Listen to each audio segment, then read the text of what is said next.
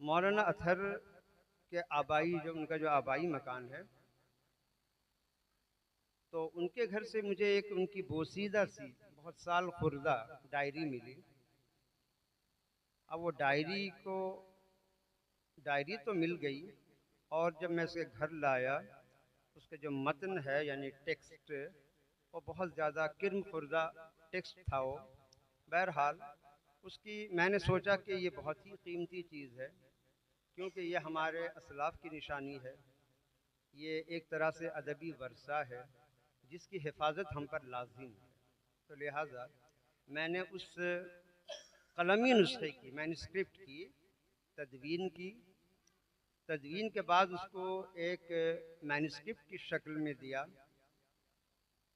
جب وہ مسودے کی شکل میں آ گیا تو میں نے اس مسودے کو مسلم یوتھ کلچرل ایسوسی ایشن مائیکا کے جنرل سیکرٹری جناب سید یوسف اقبال صاحب کی خدمت میں پیش کیا، اور میں نے یہ عرض کی کہ جناب دیکھیے کہ یہ انتہائی قیمتی، تاریخی اور نادر و نایاب نسخہ ہے، اسے بہرحال شائع ہونا چاہیے۔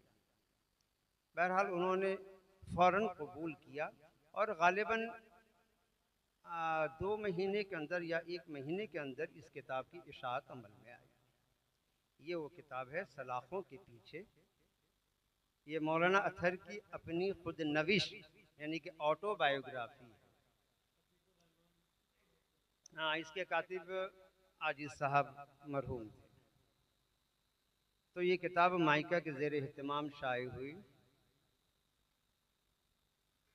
تو اس کا جو یہ ٹیکسٹ ہے، متن ہے، اس کا کچھ حصہ میں آپ کو سنا دیا، یہ لازمی ہے۔ مولانا تمہید میں یعنی کہ آغاز میں لکھتے ہیں کہ آج میں اپنی سرگزشت لکھنے بیٹھا ہوں۔ خصوصیت کے ساتھ اڑیسہ کے سیاسی تجربات اور حالات نے مجھے مجبور کر دیا ہے کہ میں اپنے مسلسل پیش آنے والے واقعات اور حادثات کو قلم بند کر دوں۔ آپ ان کا ملاحظہ کیجئے کہ ان کے لکھنے کے سٹائل، طرز اسلوب دیکھیے۔ میں نہیں کہہ سکتا کہ یہ سرگزشت سیاسی مستقبل سے گہرا تعلق قائم کر سکے گا یا نہیں۔ اس کا کچھ حصہ برہمپور جیل میں 25 نومبر 1944 تک مرتب کیا جا سکا۔ اس وقت مولانا برہمپور جیل میں قید تھے۔ باقی حالات کے مطابق جیل سے باہر لکھے گئے۔ مقصد کی طرف رجوع کرنے سے قبل اپنی سیاسی سرگرمی کا کچھ حال بطور تمہید کے جو اڑیسہ کے باہر سے متعلق ہیں پیش کر دینا مناسب خیال کرتا ہوں۔ اب مولانا مراد آباد یعنی کہ 1930 میں جب ان کا قیام مراد آباد میں تھا، تو وہاں کے حالات انہوں نے قلم بند کیا ہے۔ تو وہ حالات یہ ہیں کہ میری سیاسی زندگی کا آغاز 1930 سے ہوا، جو میری طالب علمی کا زمانہ تھا۔ اس وقت میری عمر بمشکل 15 برس کی ہوئی۔ 1930 کے آغاز میں ستیہ گرہ کی ابتدا ہوئی تھی، تو میں نے نہایت دلچسپی کے ساتھ اس تحریک کا مطالعہ شروع کر دیا۔ میرا عملی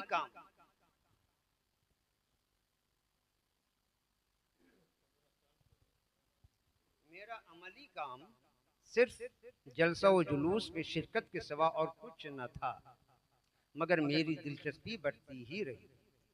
گاندھی ایروین سمجھوتے، وہ جو گاندھی ایروین پیکٹ ہے، گاندھی ایروین سمجھوتے سے 15 دن قبل گرفتار کر لیے گئے مولانا۔ گاندھی ایروین سمجھوتے سے 15 دن قبل گرفتار کیا گیا، مگر چند ہی گھنٹہ کے بعد غیر مشروط طور پر رہا کر دیا گیا۔ میری جیل جانے کی خواہش نہایت سرعت کے ساتھ یعنی کہ تیزی کے ساتھ بڑھ رہی تھی، اور اس طرح رہائی پر مجھے بہت صدمہ ہو رہا تھا۔ اب کی مرتبہ یہ طے کر چکا تھا کہ مجھے ضرور جیل جانا ہے۔ میرا یہ جذبہ جنون کی حد تک پہنچ چکا تھا، مگر چند ہی دنوں کے بعد گاندھی ایروین پیکٹ یعنی کہ سمجھوتا عمل میں آ گیا، اور مجھے بھی کسی حد تک اپنے جنون میں کمی محسوس ہونے لگی، پر جس طرح اس صلح کا خیر مقدم کیا گیا اس نے میری توجہ کو اپنی طرف مبذول کر لیا، اور اس عارضی خوشی کے ہنگاموں سے میں جلد اکتا گیا اور اپنی تعلیم کی طرف متوجہ ہو گیا۔ یہ ہے تمہید، شروعات۔ پھر دہلی میں ان کا قیام 1931 کے حالات ہیں۔ دہلی اور سہارنپور میں پھر قیام رہا 1932۔ پھر ایک لال اشتہار شائع ہوا اس زمانے میں جامع مسجد، غالباً جمعہ کے روز جامع مسجد میں کسی نے ایک لال اشتہار شائع کیا، پمفلیٹ، جو حکومت کے خلاف تھا، برٹش حکومت کے خلاف تھا۔ تو شبہ مولانا پر کیا گیا، انہیں گرفتار کیا گیا اور ان کو لال قلعہ کے ایک تہخانے میں قید کر دیا گیا۔ تو یہ حالات ان کے ساتھ پیش آئے ہیں۔ اتفاق سے اسی دوران میں جمعہ کے روز جامع مسجد دہلی میں ایک لال اشتہار تقسیم کیا گیا جو رنگ اور عنوان کے اعتبار سے لال تھا۔ شائع کرنے والے کا نام ایک آزاد لڑکا تھا۔ خفیہ پولیس کی نظر مجھ پر پڑی۔ ہو نہ ہو آزاد لڑکا بس یہی ہو سکتا ہے، یعنی کہ مولانا اطہر ہو سکتے ہیں جس نے لال اشتہار شائع کیا ہے۔ یہ لال اشتہار دستی پریس کا چھپا ہوا تھا۔ مفتی صاحب کا وہ اشتہار، مفتی کفایت صاحب، وہ سب آگے اس کا ذکر ہے، مفتی صاحب کا وہ اشتہار جو حکومت کے نزدیک ایک ہلاکت خیز گولہ سے کم نہ تھا، ان کو باہر کے شہروں میں پہنچانے کا کام بھی میرے ہی ذمہ تھا۔ بھلا مجھے کب فرصت کہ میں لال اشتہار کو چھاپوں اور تقسیم کروں، مگر اس وقت دہلی میں خفیہ پولیس کا راج تھا۔ اس کے جی میں جو آتا بے دھڑک کر گزرتے۔ مجھ پر بھی محض شبہ میں بغیر کسی وارنٹ اور نوٹس کے ہاتھ صاف کیا گیا۔ یہ ہے ان کا اسلوب، اسٹائل لکھنے کا، مجھ پر ہاتھ صاف کیا گیا۔ اور ایک دن قریب 9 بجے شب دریا گنج کے حوالات میں بند کر دیا گیا۔ دوسرے دن صبح سویرے لال قلعہ کے ایک خفیہ حوالات میں پہنچا دیا گیا جہاں صرف چند درندہ صفت انسانوں کے سوائے کسی اور کا گزر ناممکن تھا۔ حوالات کے 4 کمرے جن کی وسعت عام جیل یا کال کوٹھریوں سے بھی کم تھی، جن کے دروازوں تک پہنچنے کے لیے باہر 3 دروازوں کو طے کر کے جانا پڑتا تھا۔ یہ کمرہ لوہے کی تہدار اور مضبوط جالیوں سے گھرے ہوئے تھے اور اندر ہوا داخل ہونے کے لیے، یہ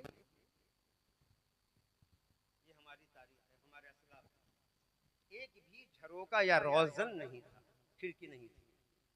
میں جس وقت پہلی کوٹھری میں داخل ہوا تو مجھے خیال تھا کہ اس آزمائش میں دوچار ہونے کے لیے صرف مجھے ہی منتخب کیا گیا، مگر کچھ ہی دیر بعد کسی